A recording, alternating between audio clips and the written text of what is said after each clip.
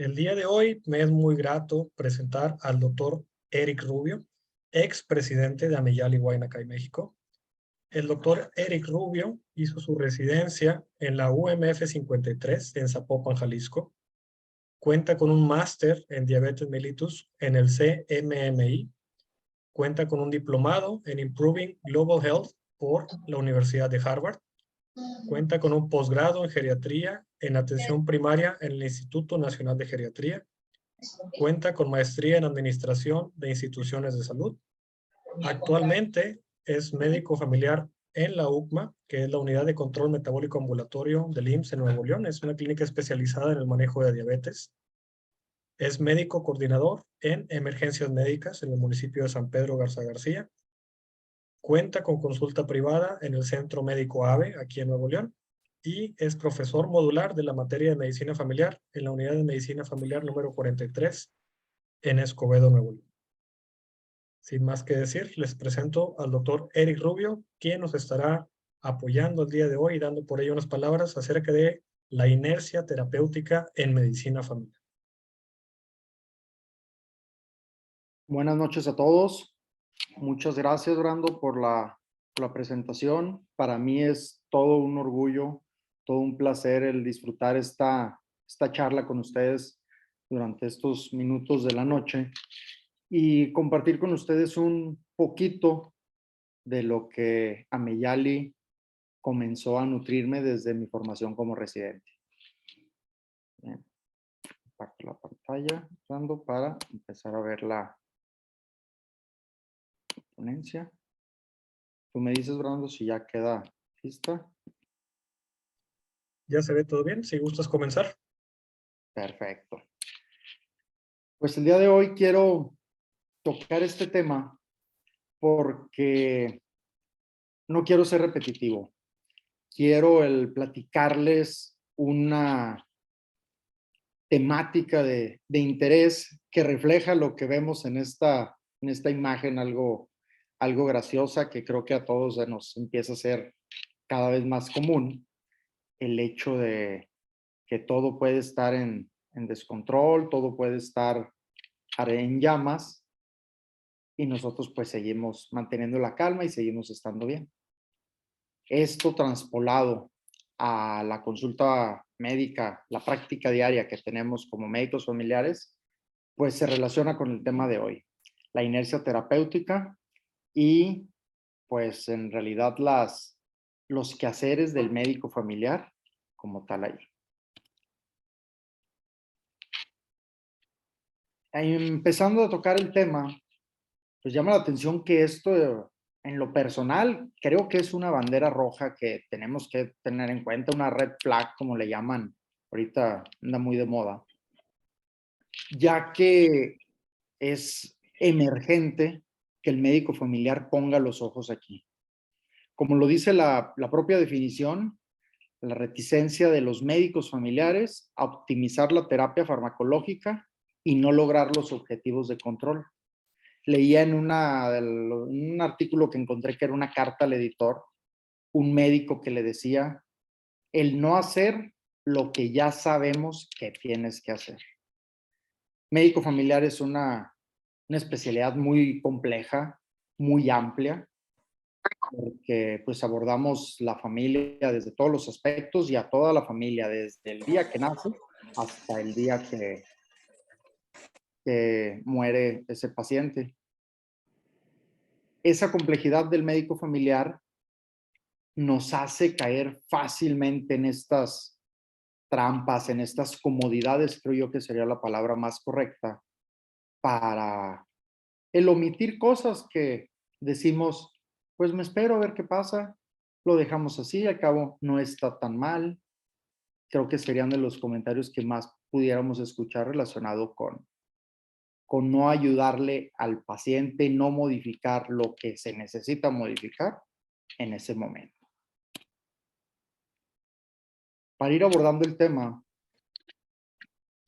quise tomar esta imagen muy, muy clara de un estudio que se llama Renata 2 de Argentina, el cual lo terminaron en el 2016, 2017, en el cual se contabilizó una muestra de pacientes, aquí marca 2.154 pacientes. Esto es nada más de hipertensión, es solo un ejemplo para ver qué es lo que ocurre en la inercia terapéutica.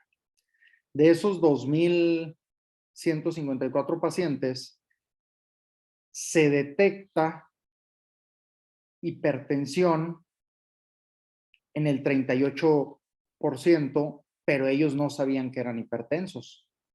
Eso, pues en realidad no le corresponde tanto al médico familiar como tal directamente, ya que pues se trata de todo el sistema de salud como tal en esa detección.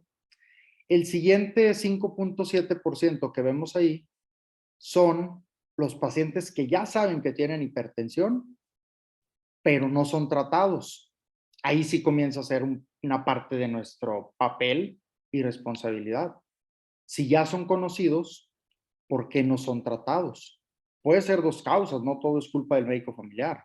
Puede ser el mismo paciente que no toma su medicamento por negación, porque permanece en un estado de precontemplación en su modelo transteórico del cambio, o el médico familiar que le dice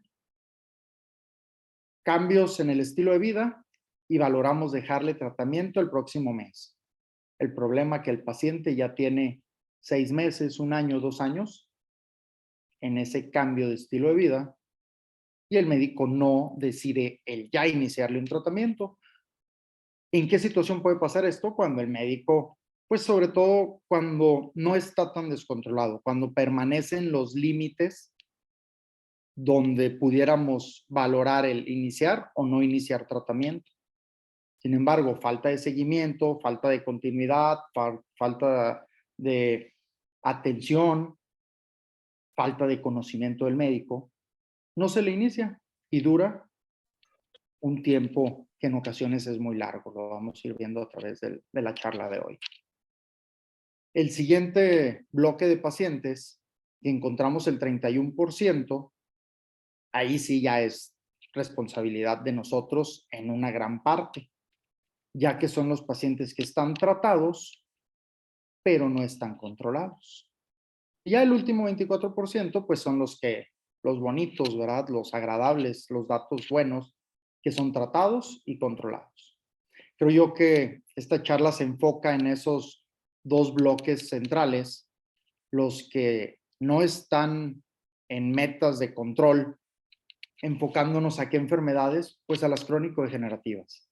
Diabetes mellitus tipo 2, hay que aclarar que es tipo 2, hipertensión y dislipidemias. Con dislipidemias se va a poner sabrosón esto ahorita que vayamos avanzando, porque esa es una bandera más roja y más grande que estamos dejando pasar. A ver, permítanme, no sé qué pasó acá.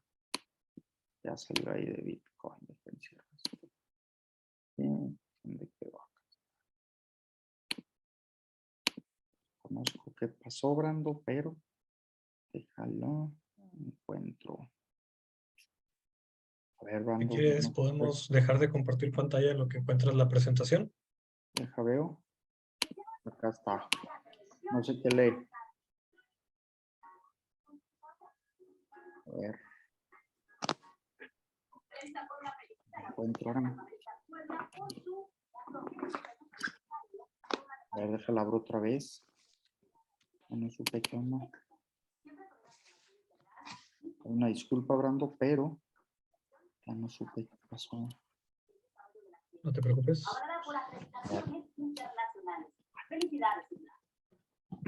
Listo, ya quedó, Brando.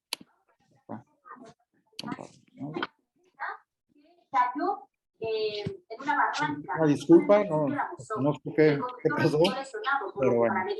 Estábamos entonces que el papel del médico familiar se centra en los bloques que están en la parte central.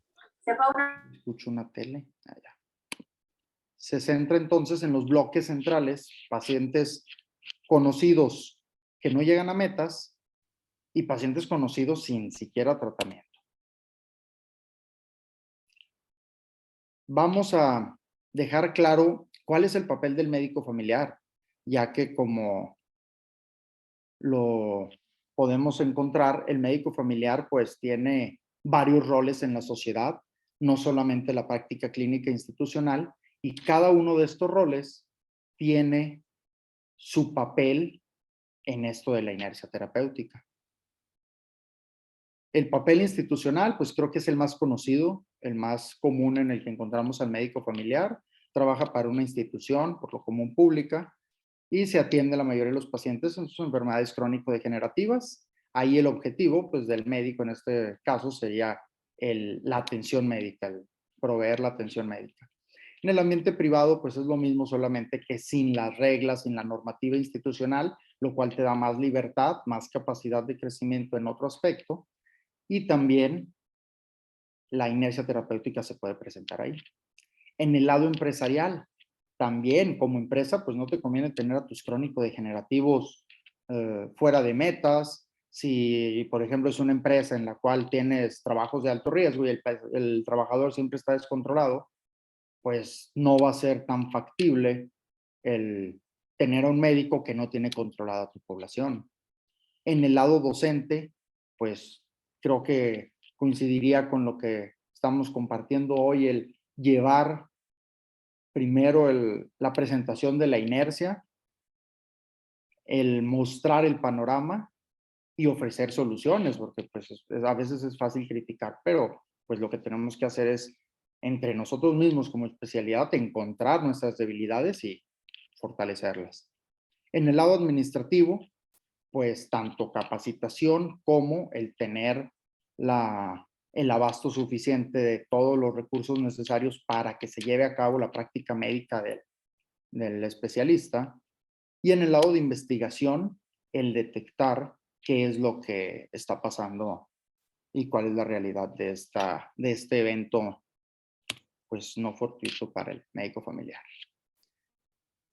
En medicina nos acostumbran a formar durante nuestros estudios de pregrado con esta frase, me retumbó mucho al momento de leerla, ya que obtener el mayor éxito en el tratamiento integral tratando de evitar daño al paciente. Creo que sería una de las justificaciones que muchas veces nosotros presentamos al momento de detenernos un poquito. Y en el cuadro del lado derecho les presento pues las observaciones a esta premisa, ya que es algo conservadora.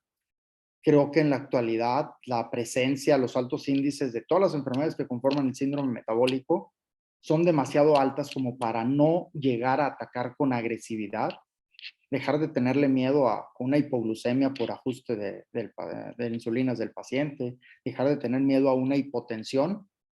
Preferible el dejar que siempre ande descontrolado a causarle una hipotensión mientras logramos el ajuste es normal. Enseñarle al paciente que así como se sube, pues en ocasiones se puede bajar, y lo que tenemos que hacer es tener una mejor relación entre médico-paciente para fortalecer esto, pero actuar con agresividad. Agresividad me refiero a, pues, no detenernos, no estar tan pausados al momento de agregar algún fármaco, sugerir algún cambio en el estilo de vida, pero acompañarlo con eso, con alguna de las estrategias que tenemos. La protección al paciente, intentamos protegerlo desde un lado, tal vez pudiera comentarlo como hasta paternalista, de, no, vámonos tranquilos, hay que ver cómo va el próximo mes. No, el problema es de que el próximo mes tú vas a estar de vacaciones y el siguiente mes le toca unifila y el siguiente mes él no va y solo van por su medicamento. Y ya pasaron 4 meses, la tercera parte de un año, y nadie le modificó nada. Mantenemos al paciente en cifras o en metas subterapéuticas. En realidad, pues no lo estamos tratando, lo estamos acompañando a que se deteriore. Ahí sí es parte de nuestra responsabilidad como médicos el saber qué hacer, pero no querer hacer esos cambios, esos ajustes. ¿Y qué es lo que vamos presentando? Pues malos resultados a largo plazo. No lo podremos negar, las complicaciones, todas las complicaciones de todas estas enfermedades crónico-degenerativas, pues van en aumento y seguirán en aumento con todos los pronósticos y lo que estamos presentando de hoy en nuestra consulta. Esto es importante porque lo vemos todos los días.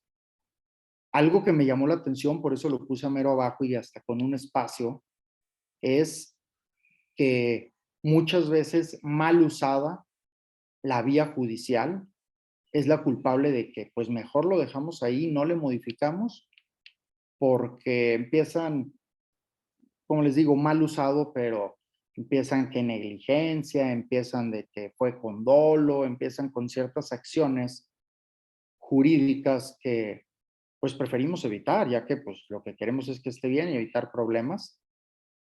Llegamos a caer hasta en ese tipo de situaciones incómodas que muchas veces nos limitan el actuar con esta agresividad que se recomienda. ¿De dónde viene entonces todo esto? ¿De dónde nace? ¿Qué dicen los expertos del tema? Comentan de que hay falla de un proveedor de servicio de salud para iniciar o intensificar la terapia que tenga el paciente. Este estudio de Barcelona del doctor Bernet, que está muy involucrado, tiene varias publicaciones respecto a esto. Su población es grandísima y reporta la presencia de inercia terapéutica hasta en el 43% de los pacientes con diabetes.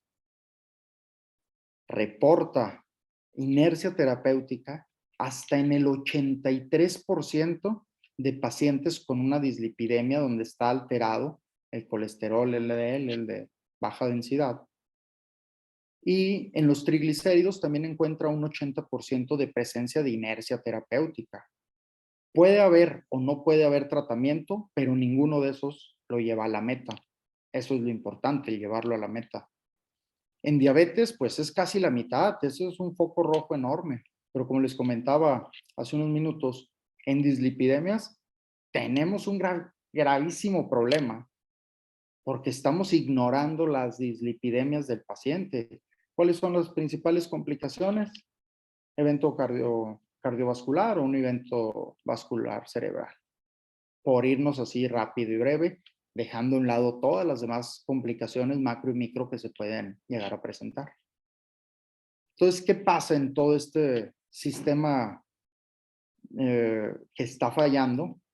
Pues se supone que la tercera parte de estas fallas está en el médico, la tercera parte está en el paciente y la tercera parte en el sistema de salud. Hay dos en los que no podemos intervenir directamente.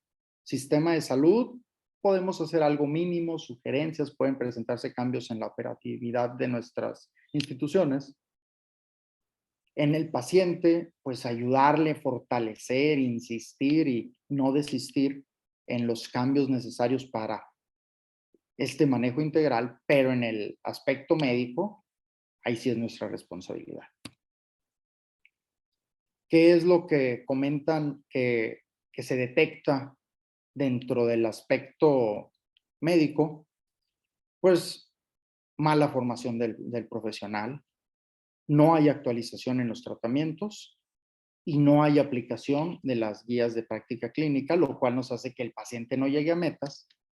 Y pues si no estamos formados, no estamos actualizados y no seguimos guías, pues en realidad los estamos tratando como pues nos da la gana, ¿verdad? Por así decirlo.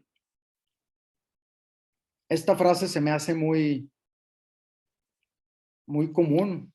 Es que el paciente no cumple su dieta o no toma su medicación. No hace caso, por aterrizarlo en algo, por eso no se controla.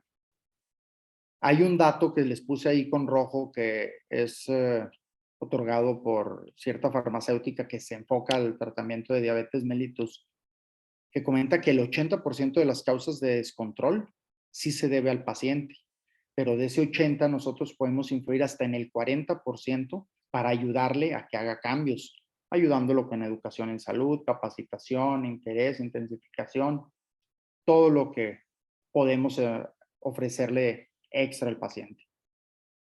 Lo interesante es el otro 20% que aquí no se marca, que ese sí es nuestra responsabilidad. Ese sí es de que el paciente sí se aplica su insulina, sí se toma sus medicamentos y aún así no lo lleva a metas. Ahí ya es una carga que para nosotros. ¿Y por qué lo comento? ¿Por qué me da gusto el comentarlo con ustedes? Porque Ustedes, pues la mayoría son residentes o tenemos algunos años ya iniciando otros, pero todavía tenemos ese factor de cambio, esa posibilidad de, ok, puedo hacer esto para mejorar mi consulta. Ahorita hay datos más adelante que vamos a ver en el cual se relaciona la antigüedad del médico con la capacidad de moldear y modificar esta atención médica.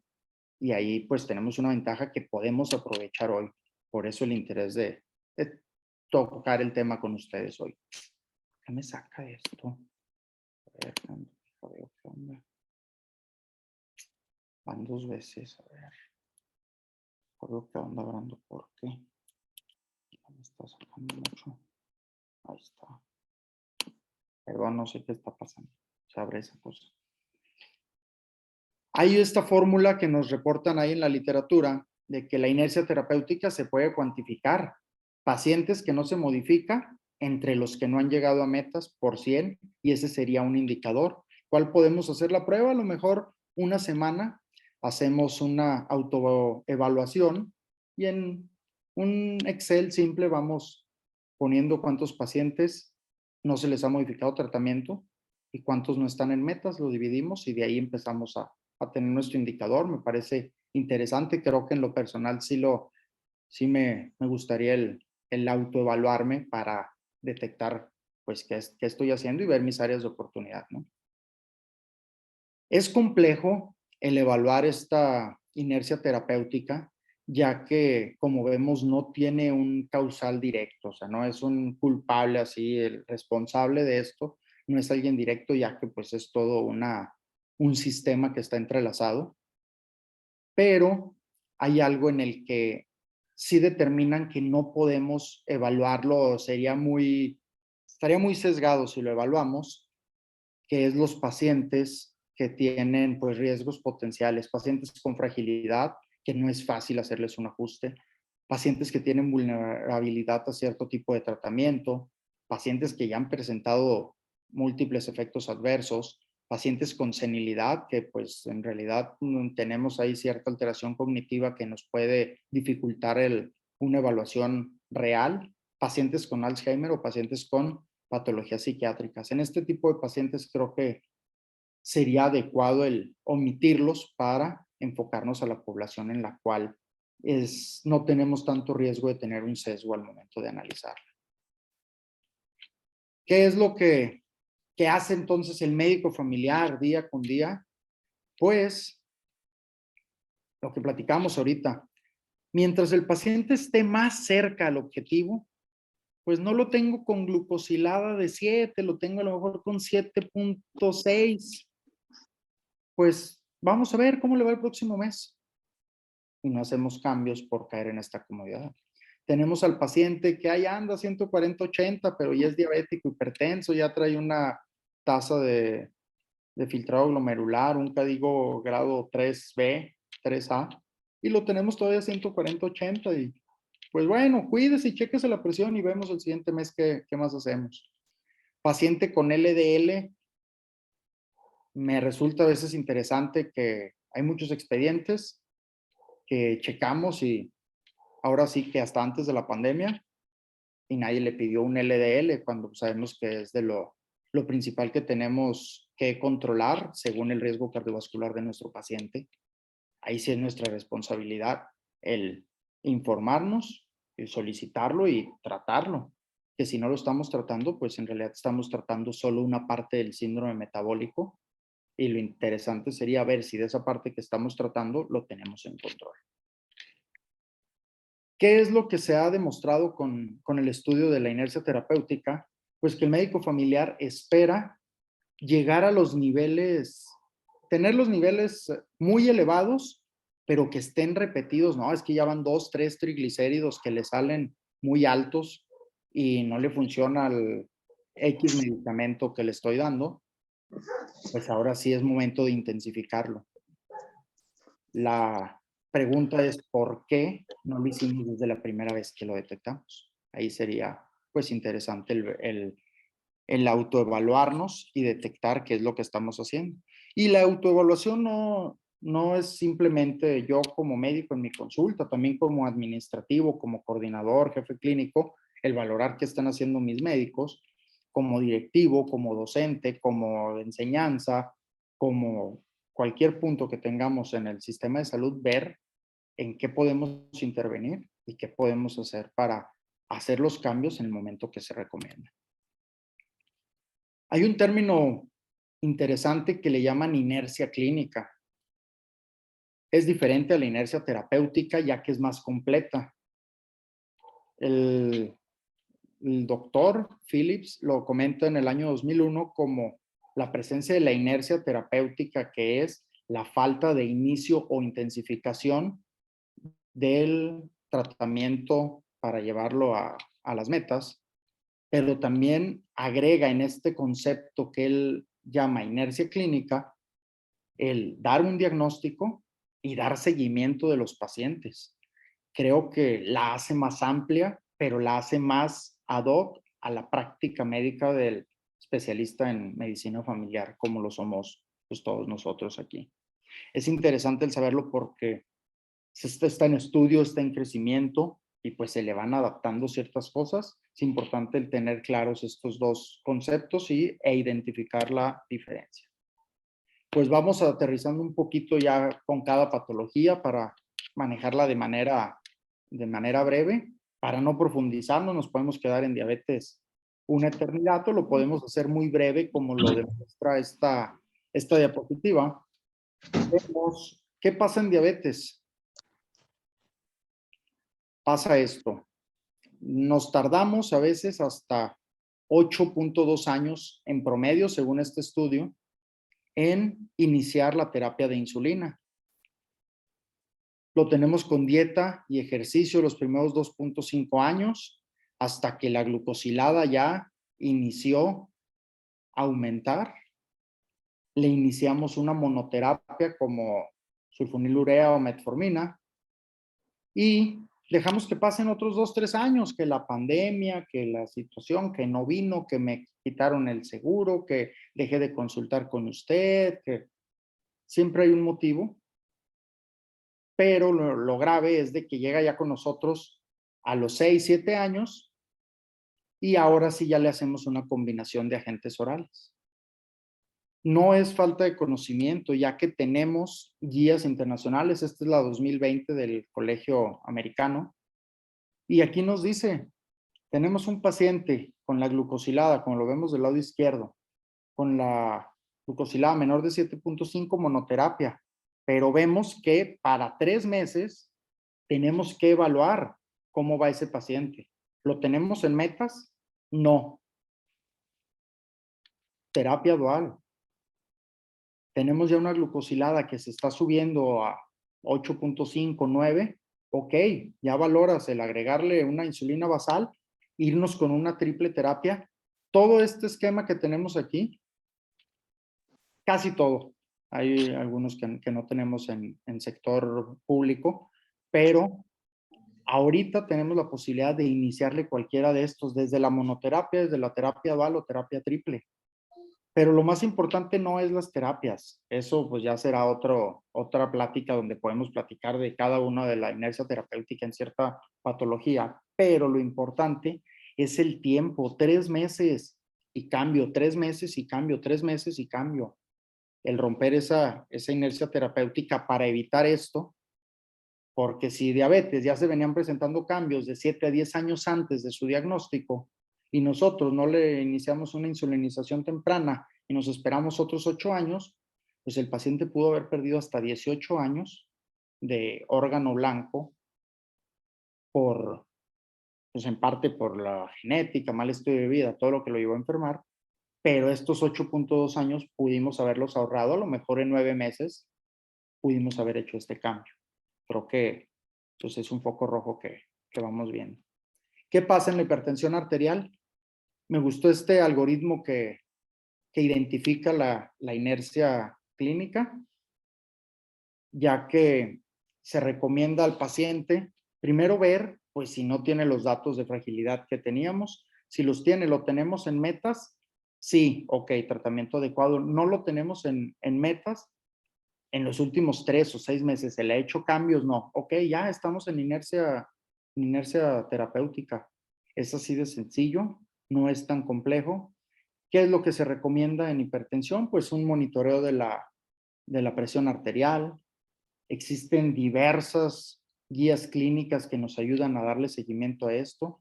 Tener en cuenta que aquí las metas son personalizadas, calcular su riesgo cardiovascular, calcular las múltiples patologías que tiene el paciente y determinar cuál va a ser la meta en la que tenemos que tener al paciente, pero enfocarnos a en realidad llevarlo.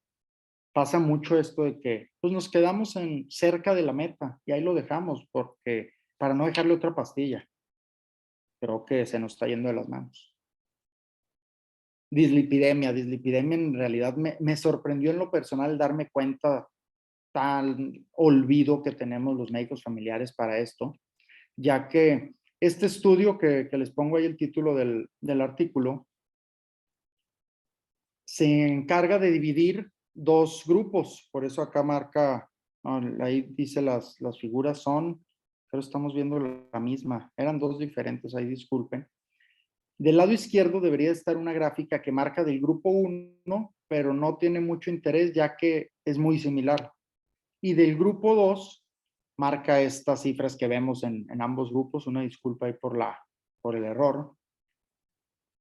En este estudio se dividen 2 grupos, pacientes recién diagnóstico, no tan descontrolados, y en el segundo grupo, pacientes de larga evolución, con descontrol, todavía sin complicaciones, y intenta determinar qué diferencia hay en la inercia terapéutica.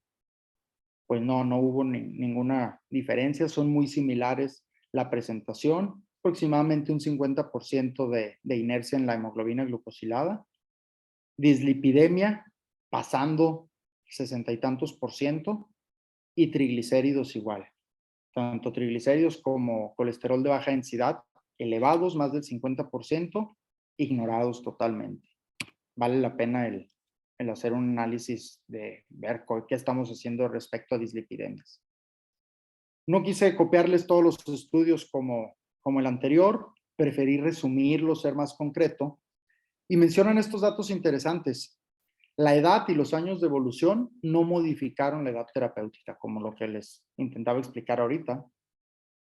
La modificación del tratamiento se da más cuando ya es un descontrol muy severo. Ya trae glucosa de 400, señor. Glucosilada de 16. Le voy a agregar 2 unidades de insulina. Es bueno. Se puede lograr algo con el mínimo ajuste, pero darle seguimiento, como lo veíamos anteriormente.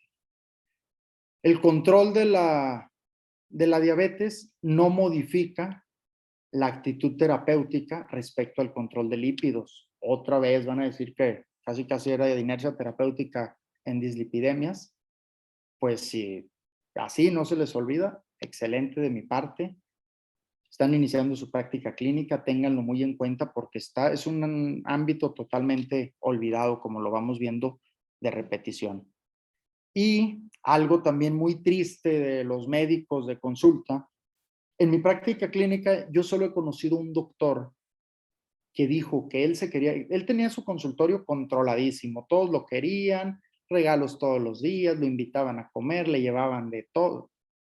Ya años de ser el médico, y él decidió cambiarse de consultorio porque él detectó algo así, él detectó que él ya ni tenía juicio clínico con la mayoría de sus pacientes porque ya eran demasiada la cercanía, había pasado ciertos límites de la relación médico-paciente en confianza, en amistad, y él decidió cambiarse de consultorio. La inercia terapéutica, los estudios nos reportan que conforme más avanzan las consultas, es mayor la inercia terapéutica. Ahí viene don señor, que ya lo conocemos, pues le hace su receta, le checas la presión, ¿ha andado bien? Órale, pues ahí está su tratamiento. Entonces, ¿qué determinantes tenemos para ya ir aterrizando un poco del médico? Falta de formación, sí nos falta formación, que nos orienten, nos capaciten o buscarla nosotros para enfocarnos en esto. Ya teniendo esto claro, espero y poder ayudarles en su práctica clínica diaria. Los médicos familiares prefieren seguridad, prefieren estar seguros y no hacer ese cambio para darle el beneficio al paciente. Ese miedo, ese aquí estoy bien, no andamos óptimos, pero andamos bien. No, hace falta un poquito más de agresividad. Este dato me resultó muy importante, ahí están las bibliografías, cualquier persona que la guste, se la facilito. Existe una relación inversa entre el número de años y la calidad que se tiene, así como la aplicación de las guías de práctica clínica. Entre menos años tiene el médico en práctica, en realidad su calidad es mejor. Y esto es un dato muy importante y puede venir una cascada ahí de críticas, pero pues es lo que demuestran los estudios y pues ahora sí dicen los números aquí están hablando, hace falta analizar bien estos estudios y si no, pues ya tenemos un área de oportunidad de valorarlo nosotros y hacer una comparativa, de ver quién se apega más a las guías de práctica clínica de médicos de recién egreso o médicos que tienen 15, 20 años. Sería interesante. Este último dato, pues les favorece a todas las compañeras mujeres, ya que tener una mujer como médico está relacionado con menores tasas de inercia terapéutica. Interesante, tal vez es la personalidad del hombre que pues dices, ay, no está tan mal, no arregles lo que no se descompuso, ¿verdad? Dice un dicho, pues la verdad resulta interesante. Este dato me pareció muy curioso. ¿Qué pasa en el lado del paciente desde su perspectiva? Pues el paciente que más presenta inercia terapéutica es el paciente con mayor edad, puede estar relacionado con la senilidad, puede ser que el médico ya no quiera arriesgarse tanto, tener en cuenta que también las metas cambian en el adulto mayor, una glucosilada de 8 si es un adulto mayor con fragilidad, pues ahí lo tenemos bien. Sería interesante el valorarlo ya con detalle. Lo que comentábamos, las patologías psiquiátricas, pacientes que tienen alguna alteración. Y otro dato que favorece al paciente es de que pacientes que tienen una cardiopatía isquémica o una lesión en órgano diana presentan mejor inercia terapéutica. El médico presta más atención en ese paciente y hace ajustes para que esté óptimo. ¿Con qué concluimos para irnos a las preguntas, a los comentarios? Pues los datos graves de esta plática, los más severos, son que tenemos que poner atención en nuestra capacitación y en la supervisión de lo que hacemos. Todo esto no es de que nuestra especialidad esté mal, nuestra residencia mal, mi sede no me ponían a estudiar, mi rotación en cardio no sirvió, yo no roté nunca en la UCMA, cosas así. No, viene desde algo cultural dentro de lo docente médico, ya que esto está relacionado desde pregrado y también en posgrado. Así que es toda nuestra formación. La difusión de la información sola, el tener acceso y tener todas las revistas libres en EduMed y tener todo, no sirve para reducir la inercia terapéutica. Hay países que hubo uno que realizó incentivos económicos a los profesionales que llevaban a metas a sus pacientes y les fue muy bien. El problema fue que cuando se acaba ese incentivo económico, se vino abajo todo y se regresó a la inercia terapéutica. Sería interesante el que persistiera ese incentivo económico para mejorar las cifras de inercia terapéutica en nuestra población. Mejorar la relación médico-paciente, creo yo que enfocada más a la consejería, a la educación en salud. Y lo que comentábamos, un self-audit, una evaluación propia para ver qué estamos haciendo en nuestra consulta. ¿Qué más se ha hecho para esto? Los recordatorios informáticos, ese cuadrito que nos aparece en la mayoría de los sistemas, paciente con tasa renal, la creatinina está elevada, triglicéridos fuera de meta, y ahí estamos dándole nada más ok, ni los leemos y son fastidiosos en cierto momento que queremos hacer la consulta práctica, pero es su interés. ¿Han tenido impacto? Sí han tenido impacto y pues creo que pudiera ser modificable. la mayoría de las cosas son modificables. Organización de la asistencia, creo yo que se puede hacer mucho, y aumentar la frecuencia de las citas también nos ayuda a que el paciente esté más apegado con eso, ya que siente más compromiso del médico, y la idea o lo esperado es que él ponga más compromiso de su parte. Se debería de incluir en el concepto, menciona uno de los autores, la supresión también del tratamiento que no está bien indicado. También hay que agregarlo ahí. Hay que poner un interés en la dislipidemia, teniendo en cuenta el riesgo cardiovascular de cada uno de los pacientes. El tratamiento aquí es personalizado. Cada quien va a tener unas metas distintas. Y comentan de que los cambios en el sistema de salud son los más prometedores para lograr una mejoría. Creo que en conjunto, operativos con administrativos, y a lo mejor ya hasta pues, niveles de abasto y educación en salud pueden contribuir a esto. Pues de mi parte es todo. Espero sus comentarios para seguir charlando aquí con ustedes. Les agradezco la atención.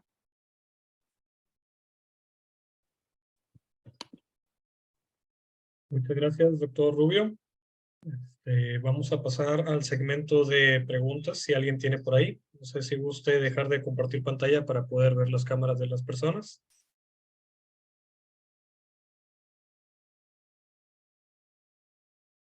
Teníamos a una persona levantando la mano. Ya la perdí por ahí. Bueno, de los que estamos aquí presentes, alguien que tenga alguna pregunta para el doctor Rubio, ya sea por el chat. Tenemos a Mariana Rodríguez. Hola, doctores. Buenas noches. Soy residente de tercer año de medicina familiar aquí en la Ciudad de México. De hecho, mi tema de tesis fue la inercia terapéutica, y un comentario muy breve: me costó muchísimo trabajo que me lo aceptaran. De hecho, todavía sigue en revisión, puesto que me comentaron en más de una ocasión: no le muerdas la mano a quien te da de comer.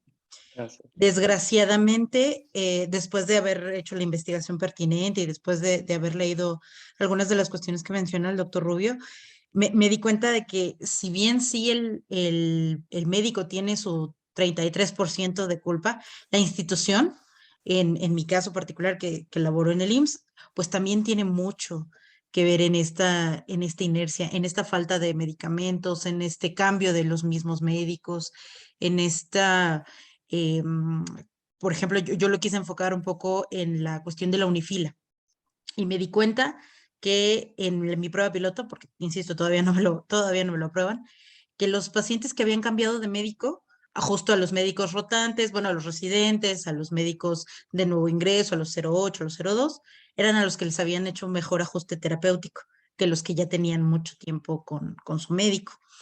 Pero vuelvo al punto, me dijeron: no le muerdas la mano a quien te da de comer, porque aquí vamos a tener mal parados a muchas personas.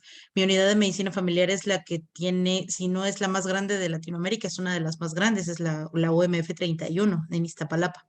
Entonces es enorme la cantidad de población que tenemos, y creo que es muy importante hacer ver este tipo de cuestiones, porque si no hablamos y si no hacemos ruido, a veces pues esto va a seguir generándose, aunque se hagan los incentivos y se hagan pues lo que sea que se pueda modificar, ¿no? Entonces, yo sí me quiero poner en contacto con el doctor Rubio por este tema de mi tesis. Insisto que ¿cómo se dice? Otro estudio sobre diabetes, pero esta vez la quise enfocar en esto, que es muy preocupante, porque al final de cuentas, en la práctica de la residencia, los vemos a estos pacientes en urgencias con unas complicaciones terribles que se pudo haber evitado desde 6 meses atrás, desde un año atrás, desde 8 años atrás, ¿no? Entonces, muchísimas gracias, doctor. Hubo 2 o 3 puntos que no había considerado en mi protocolo, y agradezco muchísimo esta oportunidad para revisarlos. Muchas gracias. No, nada que agradecer, doctora. La verdad, felicidades por tu tema. Es de interés, me imagino que sí causa controversia. Ya después platicaremos, nos pasó algo parecido en otro tema, pero también tenía que ver con mala praxis administrativa y topaba en lo económico en este aspecto. Y pues es bien fácil señalar al médico nada más, pero también no le das las herramientas adecuadas, no le das ni el tiempo adecuado, ni las citas adecuadas. Le quieres dar una cita extra a un paciente y no tienes lugar. En realidad tienes que sacrificar o meter pacientes fantasma para verlo. Un área de oportunidad de esto, doctora, que vale la pena agregarlo, es de que lo platicamos del lado institucional, pero cuando lo ves en el lado privado, créeme que es muy gratificante todos esos pacientes que tuvimos en inercia terapéutica, a lo mejor nosotros mismos, los ves por fuera, ya tienes un poquito más de compromiso, ya va tu estatus y tu renombre de por medio, y te hace el prender un poquito más. Ahí sí puede ser citas extra, ahí sí puede ser contacto por WhatsApp, llamada, seguimiento, monitoreo, lo que sea. Y ahí ya te enfocas en llevar al paciente a meta porque pues está tu consulta de por medio y es muy gratificante cuando ya lo logras y dices, pues es que lo que me falta ya es tener el recurso, que el paciente esté involucrado en su tratamiento y pues el lado ahí administrativo, el lado de proveedor, por verlo así, del lado, pues ahora sí institucional, ya no lo tenemos y sí cambia. Así que es bueno darnos cuenta, doctora, no es pues ponernos en contra del sistema, es ver las realidades en las que vivimos y qué bueno que estés haciendo tu tesis en eso. Con mucho gusto nos ponemos en contacto, doctora. Gracias, doctor. Muchas gracias. Tenemos enseguida al doctor Luis Cantor. Hola, buenas noches a todos. Doctor, un comentario, muy buena ponencia, un excelente tema el que está abordando. Y comentar, o sea, no creo, porque es de la misma. lo importante es que nosotros mismos nos demos cuenta que estamos cayendo en inercia. Creo que va a ser la pauta principal para que podamos hacer un cambio en esa forma de tratar a nuestros pacientes. Ahorita con la plática empecé a recordar ya, caray, creo que ya estoy empezando a hacer esto, creo que ya estoy cayendo en tal parte, ¿no?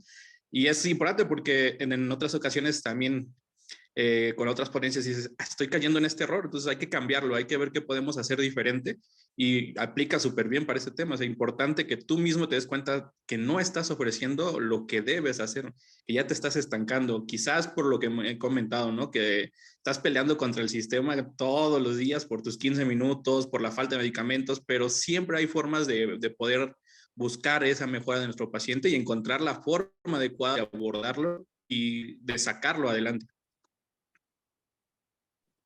Exactamente, Doc. Sí, se trata de pues buscar la solución dentro de nuestra situación actual y sobre todo lo que dices tú, el evaluarnos y también ver cuál es nuestra realidad. En ocasiones sabemos que tenemos que fortalecer nuestra identificación de a lo mejor riesgo cardiovascular en el paciente.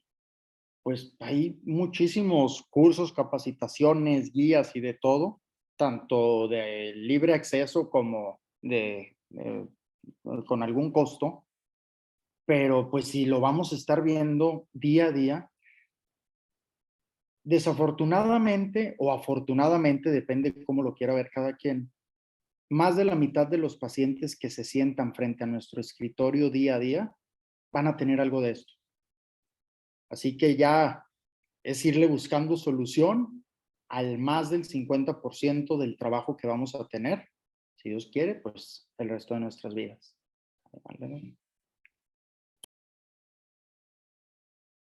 Muchas gracias. Y tenemos a Carlos Cárdenas.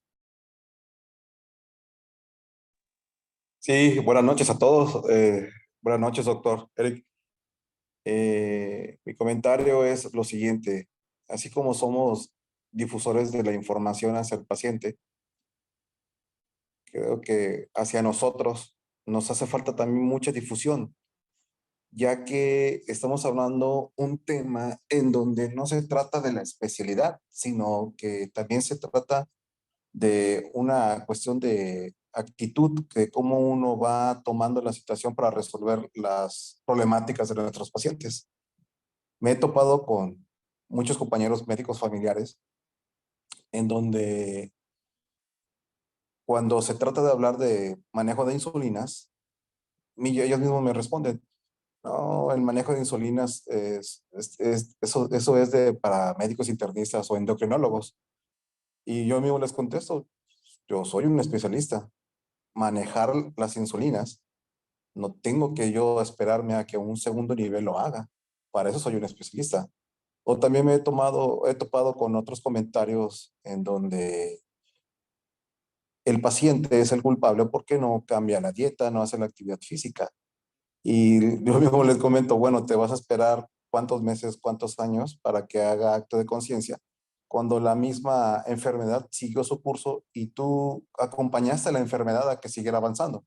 Entonces, esta difusión hacia nosotros los médicos es parte fundamental y me encantó que me enteré hace poquito, hace unos días, de que Ameyali iba a dar esta exposición y pues veo que aún no hace hueco en las conciencias de los médicos porque hasta el número de participantes pues es poco para lo que se esperaba.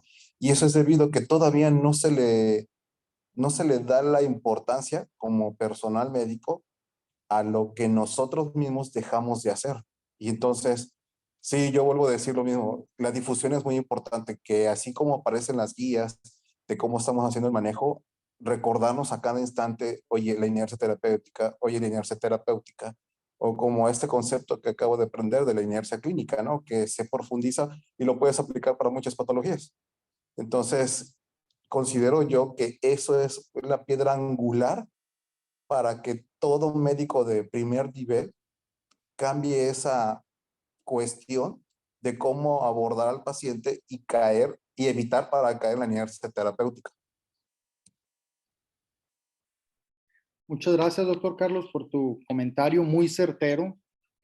Piedra angular, creo yo que es la palabra que retumba de tus palabras, doc, ya que de aquí, pues parte a lo mejor un área de oportunidad para cada quien.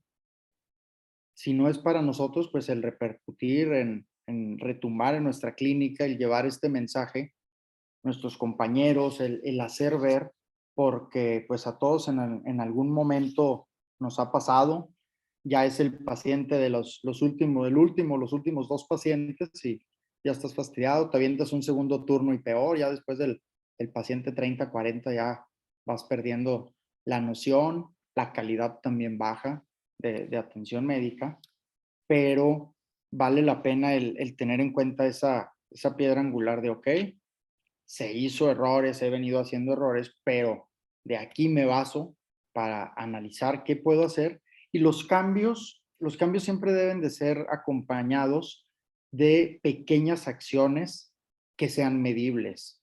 A lo mejor ponernos la meta, empezar a checar 10, 20, 30 expedientes a la semana, al mes, depende de la disponibilidad de tiempo, pero que sean cambios medibles y cambios pequeños que van a ir repercutiendo y va a ir creando un efecto de bola de nieve que va a ir creciendo nuestro cambio, pero todo basado en esa piedra angular de nuestra atención médica. Muy, muy certeras tus palabras. Muchas gracias. ¿Alguien más que tenga alguna pregunta o algún comentario?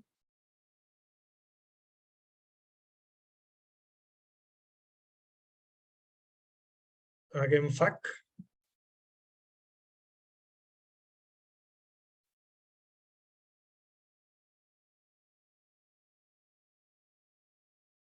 ¿Está en mute, doctor Gonzalo? ¿No te escuchas, Gonzalo? Claro que me escucho, mi querido Eric, ¿cómo estás? ¿Y tú? Saludos. Qué gusto saludarte, hermano, de verdad. Pues mira, ¿dónde crees que estoy? Así de anticuada y con protecciones verdes no es la casa de mi ventana, Master. Estoy en mi consultorio de la clínica 30. Se supone que salgo a las 8:30, pero a mí no me gusta la inercia terapéutica. Tampoco me gusta regalar mi tiempo, pero bueno, los pacientes lo necesitan, ¿no? Y de alguna manera, pues yo sabía que aquí se atiende cada 15 minutos, te agendan 24 cuando te va bien, porque luego están los extras, pero cada persona necesita su tiempo. Afortunadamente ya hay muchos pacientes que sí conoces y que sin hacer inercia terapéutica puedes manejar en poco tiempo. Pero creo que 15 minutos sí es algo absurdo. En las condiciones o en el contrato, como ustedes quieren llamarle, Se supone que las instituciones públicas, al menos en ese contexto me estoy refiriendo ahora, deben de proveerte de los recursos necesarios para que tú puedas ejercer tu profesión por la cual te contrataron, ¿no? En este caso, no profesión, bueno, una especialidad, un posgrado. Yo creo que la principal omisión que está cometiendo la institución y las autoridades que se ven involucradas como representación de esta institución, subdirectores, directores, delegados, etcétera, están omitiendo en darnos el recurso del tiempo. Entonces, casi en cada consulta hay que deslindar responsabilidades, ¿no? Aquí es la responsabilidad patrimonial del instituto de no darte el recurso que tú necesitas para la consulta, pero también es cuestión de actitud, definitivamente, ¿no? O sea, puedes hacerlo, hazlo. Realmente las limitantes que te da el instituto, pues es la única limitante que debes de tener. O sea, no hay, pues, alguna limitación que tú debas de tener para seguirte formando, para seguir practicando, para seguir estudiando por tu cuenta, o en un foro tan bueno como este, mi estimado Eric, y por el cual te agradezco, y también a ti, Brando, que hagas estas sesiones mensuales de Ameyali que tanto nos sirven. Pero bueno, hay que diferenciar, ¿no? O sea, la inercia terapéutica con las limitaciones que nos puede brindar un entorno. Y yo creo que sí es el principal recurso que nos está haciendo falta. Y también hago un llamado a las autoridades que están presentes o que no, porque de hecho a que nos lo den, y a los compañeros a que lo soliciten, porque es lo más importante. O sea, realmente yo quisiera estar ahorita con mis hijos, con mi esposa, con mi familia, disfrutándolos, que ellos tengan la oportunidad de compartir conmigo, pero bueno, decidí trabajar aquí. Yo acepté que me paguen lo que me pagan. Afortunadamente, pues, me va muy bien, no me quejo para nada, pero también, pues, debo de poner de mi parte, ¿no? Y sí es muy gratificante, pues, el que tengas mayor productividad en la unidad donde trabajas, el que tengas el mayor número de pacientes controlados. Y me quejo porque, ¿sabes qué? O sea, yo no tengo nada de equipo. Llevo poco aquí en la clínica y no me han dado absolutamente nada.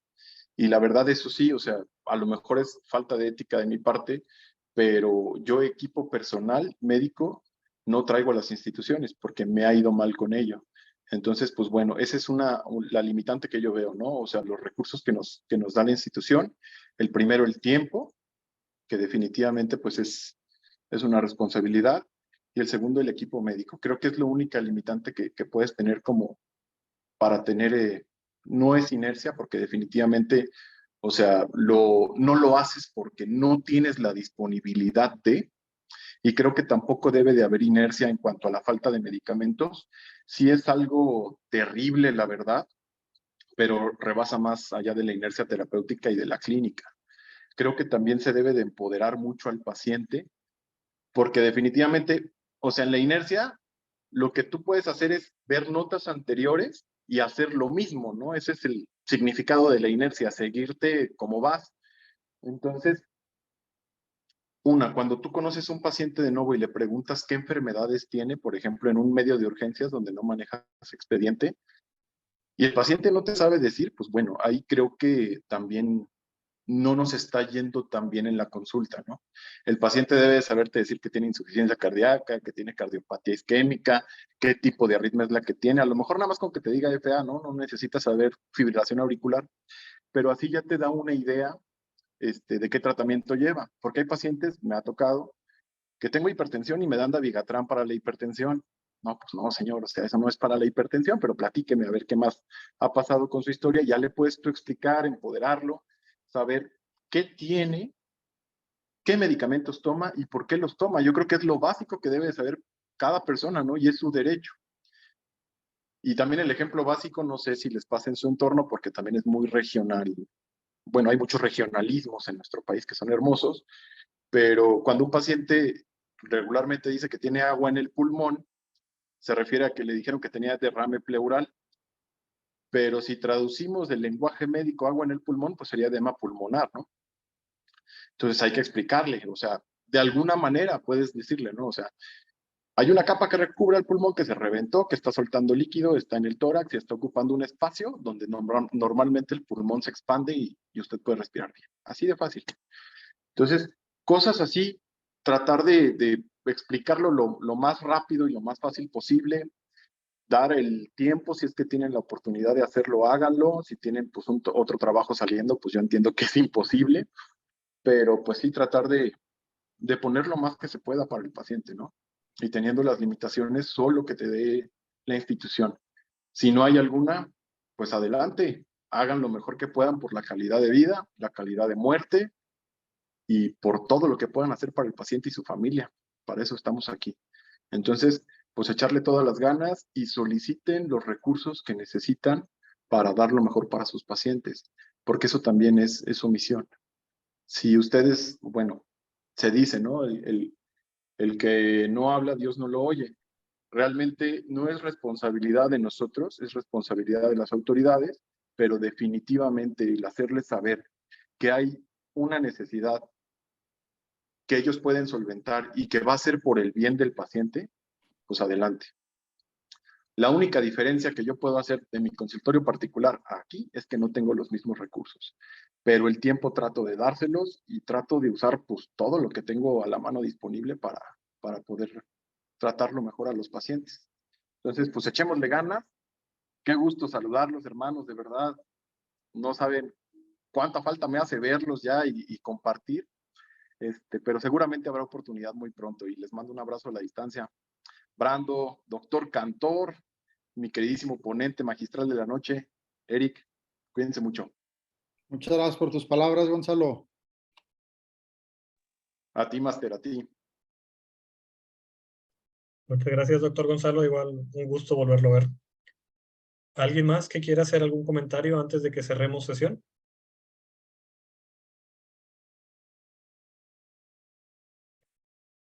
Muy bien. Bueno, antes de cerrar sesión, me gustaría pedirles a quien guste participar si pueden encender cámaras para poder tomar por ahí alguna foto de recuerdo. No es obligatorio, ¿verdad? Quien quiera, quien esté disponible, pueden estar en pijamas, no pasa nada. Digo, sabemos que a estas horas yo creo casi todos estamos en nuestros hogares, excepción del doctor Gonzalo, de ahí de los Tejanos, que está trabajando. Quizá alguno de nosotros estamos trabajando por ahí, ¿no? Uno estamos aquí en el Golden Gates. Gracias a Dios ya terminé. Yo creo, doctor Gonzalo, da en el clavo, ¿no? La palabra, me gustó mucho. O sea, nosotros tenemos que tener esa decisión para poder tener un cambio en las personas, ¿no? Tenemos que estar comprometidos con nosotros mismos, con nuestra vocación, con nuestra especialidad, con nuestros pacientes. Y definitivamente, o sea, si nosotros no tenemos una actitud de cambio, no vamos a lograr un cambio en las personas. Y parte de eso conlleva en uno mismo ser ese cambio, ¿no? Si yo quiero inspirar a la gente, tengo que ser una persona que pueda transmitir esa inspiración, digamos. Oiga, no le voy a decir a alguien, no esté comiendo dulces si me ve a mí comiendo dulces, ¿no? No fume si me ve a mí fumando, no esté tomando refrescos si me ve a mí tomando refrescos. O sea, hay que empezar a liderar con el ejemplo. Yo creo que es la actitud, ¿no? Lo que nos va a llevar a combatir esa inercia terapéutica que ha sido el motivo de la plática. Entonces, ya abrimos cámara los que queremos salir. Veo por ahí caras Ahora. conocidas, caras que no conozco. ¿Cierto, doctor Saldaña por ahí? También, Brando, también Ahí algo está, que ¿quién quisiera, está? por ejemplo, Sí. no sé en las otras unidades, porque creo que no es en todas, pero por ejemplo, la segunda o primera línea en algunos pacientes con diabetes, que es la enfermedad creo que más prevalente que tenemos, crónico-degenerativa, es pues a base de inhibidores de cotransporte de glifosina aquí en el instituto. Aquí yo no la puedo prescribir. Entonces hago una cantidad de referencias que no debería hacer a medicina interna para que se lo prescriban. Y el paciente gasta en viáticos, un día de trabajo, el instituto gasta en la consulta, en viáticos, en muchísimas cosas que no debería gastar. Y nada más va y se lo recetan y ya por un año y me lo regresan. Entonces, cosas de ese tipo ahí sí también me parecen bastante absurdas. Y ahí sí estamos retrasando, pues no estamos haciendo inercia, pero estamos retrasando la terapéutica de los pacientes y sí me parece bastante absurdo. Cuando regresamos de la pandemia o se abrió un poquito más los limitantes que teníamos, di una cantidad de referencias brutal y vaya que me regañaron, ¿no? Porque pues obviamente excedí muchísimo las metas que debemos de tener. Pero ¿sabes cuántas doy ahorita? Como una a la semana cuando me va pésimo, porque ya di todas las que tenía que dar. Entonces, pues bueno, son cosas, ¿no? O sea, mucha gente dice que el médico familiar a veces trabaja como secretario, pues el que hace inercia clínica definitivamente sí. Pero en este caso, pues yo estoy desafortunadamente haciendo que algunos compañeros de otras especialidades pues hagan inercia clínica porque nada más les mando recétalo y regrésame. Y eso es lo que está pasando. Entonces, pues bueno. Otra cosa para reflexión. Los mejores deseos para todos. Igual. Doctor Carlos, ¿quiere comentar algo? Sí, respecto al compañero doctor que acabo de comentar de los medicamentos, ¿no? Eh, en las ocasiones cuando me toca, me mandan a un residente, no importa de qué año, la cuestión cuando ellos mismos me dicen es que yo no quiero rotar con la medicina familiar porque solamente aprendo usos y costumbres y yo prefiero rotar en la consulta de segundo nivel. Y literalmente lo me dice, sí, o sea, estoy aprendiendo de medicina allá. Y es que eso es verdad. Desde nuestra formación, no importa de qué sede vengamos, en ocasiones es muy difícil encontrar a quien sí haga una buena práctica. Y eso influye mucho hasta en cómo el mismo residente, cuando ya se es un médico titulado familiar, cómo aborda a sus pacientes. Entonces, esas alternativas de que todavía hasta antes de las guías que se actualizaron en el IMSS, pero pues ya estaban las del ADA con los manejos, y solamente en primer nivel teníamos el uso de la NPH y la regular, y si necesitamos alguna otra teníamos que mandarlo a segundo nivel. Era extremadamente raro que un médico familiar no pudiera cómo controlar a un paciente con las herramientas que tenía, que eran su glibenclamida, su metformina, su acarbosa y su pioglitazona, junto con su NPH y junto con su regular. Y es eso. Volviendo a los residentes, me decía, es que ese medicamento solo es lo más básico, pero con lo más básico yo les decía, puedes controlar al paciente. Sencillamente es que necesitas que alguien, primero, tú observes cómo lo hace y segundo, te enseñe a hacerlo. Entonces, gracias a Dios, ya han cambiado muchas cosas. Yo me acuerdo todavía de hace muchos años, estoy hablando del 2012, acá en Yucatán hubo un tiempo que se suspendió la glargina y yo veía cómo mandaban a segundo nivel porque el médico familiar no sabía hacer la reconversión de glargina a NPH y eso generaba unas consultas a montones a medicina interna. Y es eso, o sea, no sabían, nunca habían visto y no tenían el conocimiento de hacer una simple conversión nada más. Entonces, sí es cierto, el tratamiento nos hace falta, ya se amplió, excelente, pero siempre ha habido la manera de cómo poder hacer algo por el paciente y es esa es la verdadera inercia terapéutica de lo que pasa. He leído otros artículos en donde realmente la inercia terapéutica, hablando médica, pues realmente llega hasta 60%, más allá del 33 y 33. Entonces, es más, en la realidad, es más que lo que supuestamente reporta. Eso era todo. Muchas gracias, doctor. Ya no les vamos a robar más tiempo, ya es tarde y no tomamos la foto. Entonces, quienes apagaron cámaras, si quieren encenderlas, voy a tomar unas dos y luego, bueno, las tengo que mandar porque como es impresión de pantalla no me deja tomarlas seguidas, ¿no? Entonces, ahí va la primera. 1, 2, 3. Déjeme, la mando por ahí. Van a estar publicadas probablemente mañana, porque ahorita ya me voy a dormir. Ahí va la segunda. Entonces, todos bien sonrientes, bien felices. Estuvo excelente la sesión del doctor Rubio. Ahí va. 1, 2, 3. Y sale. Muy bien. Bueno, muchas gracias, doctor Rubio, por este excelente tema que nos dio de la inercia terapéutica. Muchas gracias a todos por acompañarnos. Les hacemos una extensa invitación a seguir estando presentes en estas sesiones mensuales de Ameyali Huayna Caí.